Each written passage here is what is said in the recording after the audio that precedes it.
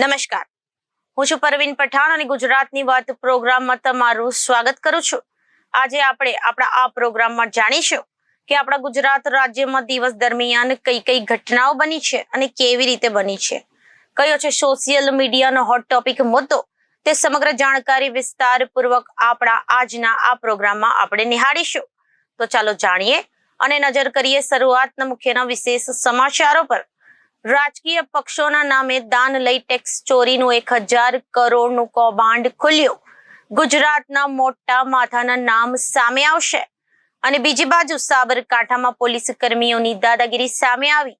3 અરજીના નિકાલ માટે માંગી 10 લાખ રૂપિયાની લાંચ, એસીબી આવતા જ ફરાર થઈ ગયા। અને બીજી તરફ રાજકોટમાં આખરે તંત્ર જાગ્યું। 30ના મૃત્યુ બાદ 8 ગેમ ઝોનના સંચાલક સામે ગુનો નોંધાયો। અને બીજી જગ્યાએ રાજકોટની હોનારત ઘટના બન્યા બાદ સુરતમાં તંત્ર આવ્યું એક્શન મોડમાં। 6 માર્કેટ કોમ્પ્લેક્સ, બેંક સહિત હોટલ અને હોસ્પિટલ થયા સીલ। અને સુરતમાં ડીઈઓ દ્વારા ચેકલિસ્ટ જાહેર થતા શાળા સંચાલકોમાં ફફડાટ ફેલાયો।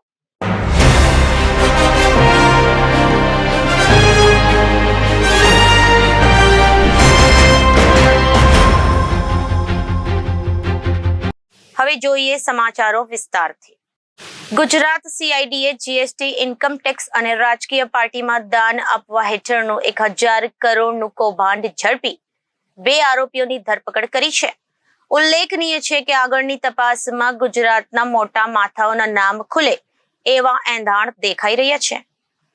ગુજરાત સીઆઈડીની ગિરફમાં ઉભેલા બંને શખ્સો એ જ છે જેને સરકાર સામે 1000 કરોડનું કૌભાંડ કરીને કરોડો રૂપિયાનો ચૂનો લગાવ્યો છે, જેના નામ વિનોદ દરજી અને રવિ પ્રકાશ સોની છે। એ વિવિધ રાજકીય પાર્ટીઓના નામે દાન ઉઘરાવ્યા બાદ આવકવેરામાં કપાતનો લાભ લેતા સાથે જ આરોપીઓએ 1000 કરોડ રાજકીય વિવિધ પાર્ટીઓના નામે દાનમાં મેળવ્યા હતા। ત્યારબાદ દાનમાં મળેલ હોવાથી ઇન્કમ ટેક્સની વિવિધ કલમ હેઠળ ખપત મેળવ્યા બાદ જુદા જુદા ખાતામાં ટ્રાન્સફર કરી કૌભાંડ આચર્યું છે। તપાસમાં એવો પણ ઘટસ્ફોટ થયો છે કે આરોપીઓએ વિવિધ દાતાઓ પાસેથી પોલિટિકલી પાર્ટીઓના નામે દાનમાં રકમ મેળવી હતી, જે પોલિટિકલ પાર્ટીઓના ખાતામાં જમા થયા બાદ પોતાનું મોટું કમિશન લઈ આ રકમ અન્ય ખાતામાં ટ્રાન્સફર કરી હતી અને દાન આપનારને રોકડ પરત કરી હતી।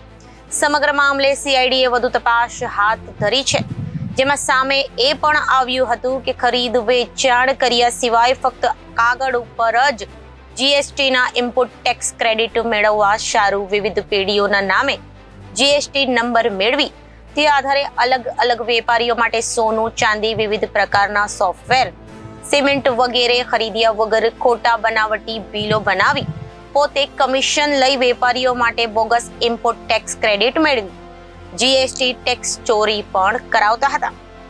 આ પ્રકારે આરોપી છેલ્લા 5 વર્ષથી કૌભાંડ આચરતા હોવાનું સીઆઈડીની તપાસમાં સામે આવ્યું છે। 5 વર્ષમાં 1000 કરોડ રૂપિયાથી વધુનું કૌભાંડ આચર્યાનું વિગતો સામે આવી છે। આ મામલે સીઆઈડી ક્રાઇમ અમદાવાદના 2 આરોપીઓની ધરપકડ કરી કોર્ટમાં રજૂ કરતા 5 દિવસના રિમાન્ડ મંજૂર કર્યા છે। આ બંને આરોપી વિનોદ દરજી અને રવિ પ્રકાશ સોની સીઆઈડી ક્રાઇમે વધુ પૂછપરછ કરતા વધુ 2 આરોપીઓના નામ સામે આવ્યા હતા, જેમાં ઝહીર મીઠાવાલા, રાણા કંદન, મુદલઈ દીપક ઉર્ફે દીપુ ચોકસી, રેનિલ પારેખ, દુલારામ ઉર્ફે ભૂરાભાઈ વૈદ્યનો સમાવેશ થવા પામ્યો છે। આ કૌભાંડમાં નાની મોટી રાજકીય પાર્ટીના અધ્યક્ષ સહિતના હોદ્દેદારો હોવાનું પણ સામે આવ્યું છે। આ સહિત સીઆઈડીની બીજી 15 રજિસ્ટર્ડ રાજકીય પાર્ટીઓના નામ પણ મળ્યા છે, જેના હોદ્દેદારોને પણ આરોપી તરીકે ફરિયાદમાં દર્શાવવામાં આવ્યા છે। અન્ય કઈ પાર્ટીના નામ સામે આવ્યા છે? આરોપીઓ 1000 કરોડની લેવડ દેવડ કરી સરકાર સાથે મોટા પાયે છેતરપિંડી કરે છે, જે ટેક્સ ચોરી કરી છે તે નાણાં કબજે કરવાના છે। આરોપીઓએ છેલ્લા 4 વર્ષથી કૌભાંડ આચરતા હતા તે મામલે પૂછપરછ શરૂ થઈ છે। આરોપીઓએ અલગ અલગ જીએસટી નંબર મેળવી સમગ્ર પ્રક્રિયા કઈ રીતે કરી હતી? આરોપીઓએ જીએસટી નંબર મેળવવા કયા દસ્તાવેજો રજૂ કર્યા હતા? આરોપીઓએ પોલિટિકલ પાર્ટી કમિશનથી ખરીદવા માટે કોણે ભલામણ કરી હતી? આરોપીઓ ટેક્સ બચાવવા બનાવટી બિલ, જીએસટી તથા ઇન્કમ ટેક્સ ઓફિસમાં રજૂ કરેલા તે પેઢીઓના રજીસ્ટ્રેશન નંબર અને એડ્રેસની તપાસ કરવાની છે. પોલીસે રેડ કરી તે સિવાય કઈ જગ્યાએ કૌભાંડ ચાલતું હતું? સીઆઈડીની રેડ દરમિયાન અલગ અલગ ટ્રસ્ટ તથા પોલિટિકલ પાર્ટીના નામે રજિસ્ટર બુક, પાવતીઓ, chequebook, passbook, ATM card, tax audit રિપોર્ટની book, letter pad, tax invoice બિલો, ઇન્કમ ટેક્સ રિટર્ન ફોર્મ, ભાડા કરાર, મોબાઈલ સિમ કાર્ડ, અલગ અલગ કંપનીના રબર સ્ટેમ્પ, લેપટોપ નંગ 2, પેન ડ્રાઈવ નંગ 1 તથા રોકડ રકમ 80,000, computer, printer, pen drive, hard disk, PAN card, 8 કરોડના ચેક સહિત દસ્તાવેજો આરોપી પાસેથી મળ્યા છે. છેલ્લા 4 વર્ષમાં 1,000 કરોડના કૌભાંડમાં ગુજરાત અને ભારતના 400 લોકોએ પાર્ટી કે કંપનીઓમાંથી પૈસા ટ્રાન્સફર થયાની વિગતો મળતા સીઆઈડીએ આ દિશામાં તપાસ શરૂ કરી છે. રાજ્યમાં વધુ એક મોટી લાંચ રિશ્વતની ઘટના સામે આવી છે. સાબરકાંઠા જિલ્લામાં 2 પોલીસ કર્મચારીઓએ 10 લાખ રૂપિયાની લાંચ માંગી હોવાની વાત સામે આવી છે. જિલ્લાના જાદર પોલીસ સ્ટેશનમાં 2 પોલીસ કર્મીઓ પર લાંચ માંગવાનો આરોપ લાગ્યો છે. હાલમાં આ બંને પોલીસ કર્મી ફરાર છે. એસીબીએ આ બંને ફરાર આરોપીઓની શોધખોળ શરૂ કરી દીધી છે. સાબરકાંઠા જિલ્લામાં વધુ એક મોટી રકમની લાંચ માંગવાની ઘટના સામે આવી છે. જિલ્લાના જાદર પોલીસ સ્ટેશનમાં નોંધાયેલા ફરિયાદ અનુસાર જાદર પોલીસ સ્ટેશનના 2 પોલીસ કર્મચારી પર લાંચ રિશ્વત લેવાનો આરોપ લાગ્યો છે. બંને પોલીસ કર્મચારીઓ પિયુષ પટેલ અને રમેશ રાઠોડે 3 અરજીના નિકાલ માટે 10 લાખ રૂપિયાની લાંચ માંગી હતી. આ ઘટનાને લઈને હવે એસીબીએ તપાસ શરૂ કરી છે. હાલમાં બંને આરોપી પોલીસ કર્મી ફરાર થઈ ગયા છે. એસીબીએ બંને પોલીસ કર્મીઓની શોધખોળ કરી છે. ખાસ વાત એ છે કે આ સમગ્ર મામલામાં મોટા અધિકારીઓની પણ સંડોવણી હોવાની આશંકાઓ સેવાઈ રહી છે. શહેરના નાના મોટા વિસ્તારના ટીઆરપી ગેમ ઝોનની દુર્ઘટનામાં 30 લોકોના મૃત્યુ થયાની બાદ શહેર પોલીસ તંત્ર જાગ્યું છે. શહેરના અલગ અલગ વિસ્તારમાં ચાલતા ગેમ ઝોન પર દરોડા પાડી 8 ગેમ ઝોનના સંચાલકો સામે ગુનો નોંધવામાં આવ્યો છે. આ ઝુંબેશ આગામી દિવસોમાં પણ ચાલુ રહેશે. ક્રાઇમ બ્રાન્ચની ટીમ શહેરના અલગ અલગ વિસ્તારમાં ફરી હતી. જ્યાં ગેમ ઝોન ચાલતા હોય ત્યાં ચેકિંગ હાથ ધરવામાં આવ્યું હતું. કુવાડવા વિસ્તારમાં રોડ બોમ્બે સુપર મોલમાં ચાલતા વર્લ્ડ ઓફ વન્ડરમાં પોલીસે તપાસ કરતા સંચાલક દ્વારા આ અંગેની મંજૂરી મેળવવામાં આવી ન હતી. તેમજ ફાયર સેફટીની પણ પૂરતી સુવિધા નહીં હોવાનું ખોલતા આ ગેમ ઝોનના સંચાલક રણુજા સોસાયટીમાં રહેતા ભરતરામ ખાચર સામે ગુનો નોંધવામાં આવ્યો હતો. આ ઉપરાંત કાલાવડ રોડ પર ક્રિસ્ટલ મોલમાં ચાલતા પ્લે પોઈન્ટ ગેમ ઝોનના સંચાલક રાજનગરમાં રહેતા હિતેશ રામ ઓડેદરા, કાલાવડ રોડ પર સરિતા વિહાર રોડ પર ચાલતા નોકઆઉટ ગેમ ઝોનના સંચાલક મવડીના શ્યામ પાર્કમાં રહેતા દિવેશ ધીરુ કાકડિયા સામે ગુનો નોંધવામાં આવ્યો હતો. કાલાવડ રોડ પર કોસ્મોપ્લેક્સ સિનેમા અંદર ચાલતા ગેમ ઝોનમાં પણ નિયમોનો ઉલ્લેખ ન જોવા મળતા સંચાલક ગાયત્રીનગરમાં રહેતા અંકિત લાલજી બોધાણી સામે પોલીસે કાર્યવાહી કરી હતી. કાલાવડ રોડ પર ઇન્ફિનિટી ગેમ ઝોનમાં પણ પોલીસની તપાસમાં લાપરવાહી બહાર આવી હતી અને આ ગેમ ઝોનના સંચાલક આત્મીય કોલેજ પાછળની નંદનવન સોસાયટીમાં રહેતા રાજ પરાગ રૈયાણી સામે ગુનો નોંધવામાં આવ્યો હતો.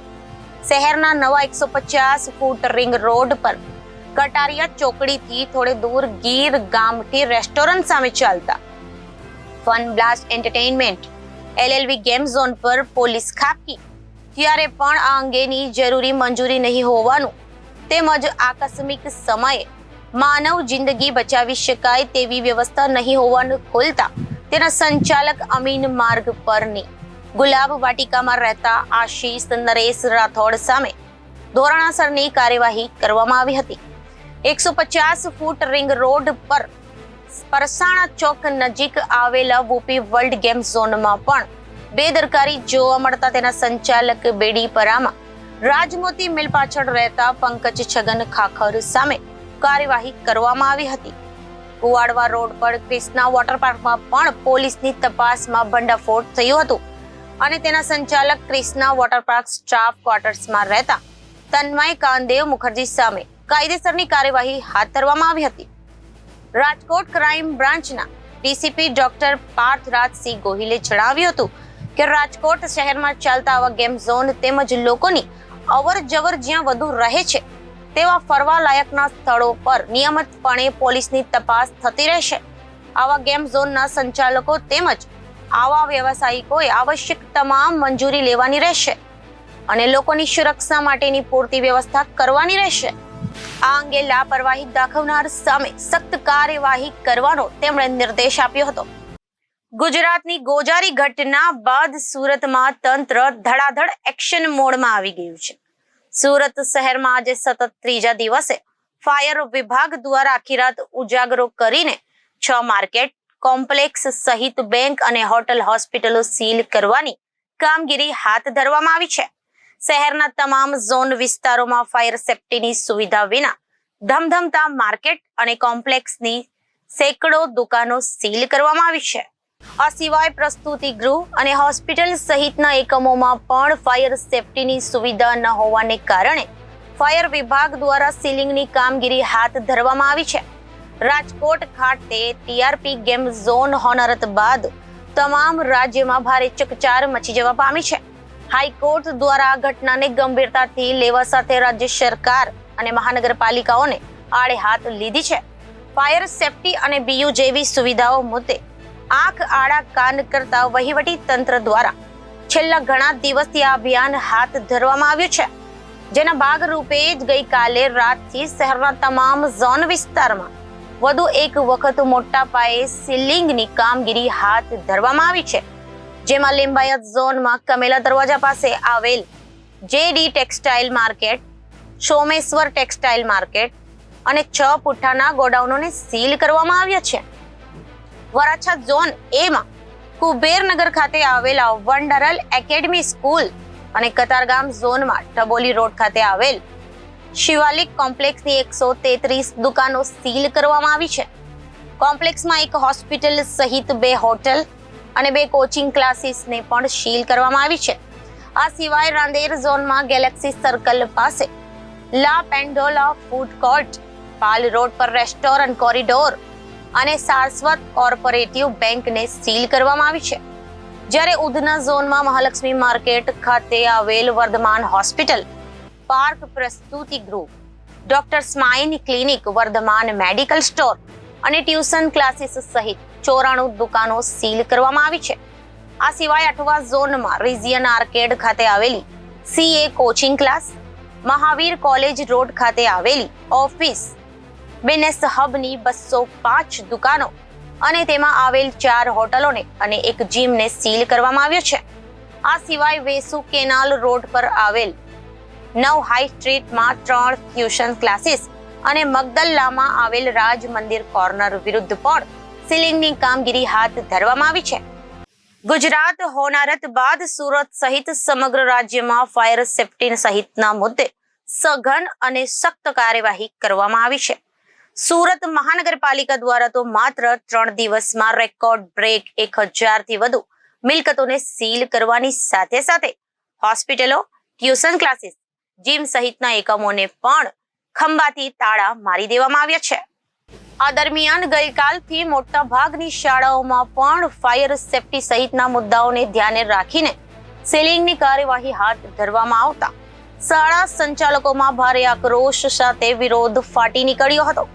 આ મુદ્દે હવે ડીઈઓ કચેરી દ્વારા શાળા સંચાલકોને અલગ 12 જેટલા ડોક્યુમેન્ટ્સ અને એનઓસી ફરજિયાત હોવા અંગેનો ઉલ્લેખ કરતા શાળા સંચાલકોમાં રીતસરનો ફફડાટ વ્યાપી ગયો છે, જેને પગલે આગામી દિવસોમાં શહેરની મોટાભાગની શાળાઓ આ પ્રકારના માપદંડમાં નિષ્ફળ રહેતા સીલિંગની કાર્યવાહી નિશ્ચિત મનાઈ રહી છે.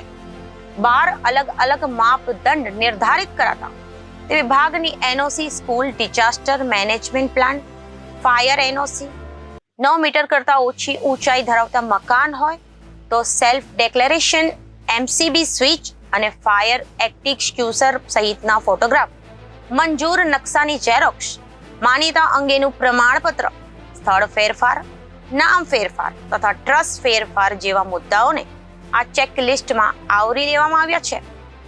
શિક્ષણાધિકારીની કચેરી દ્વારા જાહેર કરવામાં આવ્યું કે આ ચેકલિસ્ટને કારણે હવે શાળા સંચાલકોને પેટમાં દુખાવો ઉપડ્યો છે. શહેરમાં આવેલી મોટા ભાગની પ્રાથમિક અને માધ્યમિક શાળાઓ માટે આ ચેકલિસ્ટ માથાનો દુખાવો વધારી શકે તેવી ચર્ચાઓએ પણ જોર પકડ્યું છે. ગઈકાલે જ પુણા ખાતે આવેલા નાલંદા વિદ્યાલયમાં ફાયર વિભાગના જવાનો દ્વારા સીલિંગની કામગીરી હાથ ધરવામાં આવી હતી અને શાળા સંચાલકોએ ભારે હોબાળો મચાવ્યો હતો અને ભારે વિવાદ વચ્ચે શાળા સંચાલકો દ્વારા સીલ તોડી નાખવામાં આવ્યો હતો. શાળા સંચાલકોએ ફાયર એનઓસી હોવા છતાં સીલ કર્યા હોવાનો આક્ષેપ કર્યો હતો. ઘટનાને કારણે પૂર્ણ વિસ્તારમાં આવેલી અન્ય શાળા સંચાલકોમાં પણ એકઠા થઈ ગયા હતા અને વિરોધ નોંધાવતા વાતાવરણ તંગ બન્યું હતું. અને આજ રોજ જિલ્લા શિક્ષણાધિકારી કચેરી દ્વારા ડિઝાસ્ટર મેનેજમેન્ટ અને શાળા સલામતી માટેનું ચેકલિસ્ટ તૈયાર કરવામાં આવ્યું છે, જેમાં શાળાના માળ દીઠ પીયુપી, પીયુસી બિલ્ડિંગ અંતર્ગત લેટેસ્ટ સ્ટ્રક્ચરલ એન્જિનિયરિંગનું પ્રમાણપત્ર, ઇમ્પેક્ટ ફીની સમિતિની 150 થી વધુ શાળાઓને પણ સીલ મારવું પડે તેવી સ્થિતિ સર્જાઈ હતી. જિલ્લા શિક્ષણાધિકારી દ્વારા છેલ્લા 2 દિવસથી શાળાઓમાં ફાયર સેફટી સહિતની સુવિધા મુદ્દે જે કામગીરી હાથ ધરવામાં આવી રહી છે તેને કારણે આગામી દિવસોમાં સુરત મહાનગરપાલિકા સંચાલિત નગર પ્રાથમિક શિક્ષણ સમિતિની મોટાભાગની શાળાઓ અને સીલિંગનો ભોગ બનશે. હાલમાં પણ સમિતિની 150 થી વધુ શાળાઓમાં સ્ટ્રક્ચરલ સ્ટેબિલિટી માંડીને એન્ટ્રી, એક્ઝિટ ગેટ, ફાયર અને એનઓસી સહિતની સુવિધાઓનો અભાવ જોવા મળી રહ્યો છે, જેના કારણે આ શાળાઓમાં અભ્યાસ કરતા 1 લાખ કરતા વધુ વિદ્યાર્થીઓના અભ્યાસ પર પણ પ્રતિકૂળ અસર નિશ્ચિતપણે જોવા મળશે. તો અત્યારે ગુજરાતની વાતમાં વિરામ લઈએ. વધુ સમાચારો માટે જોતા રહો જનાદેશ ન્યૂઝ. નમસ્કાર.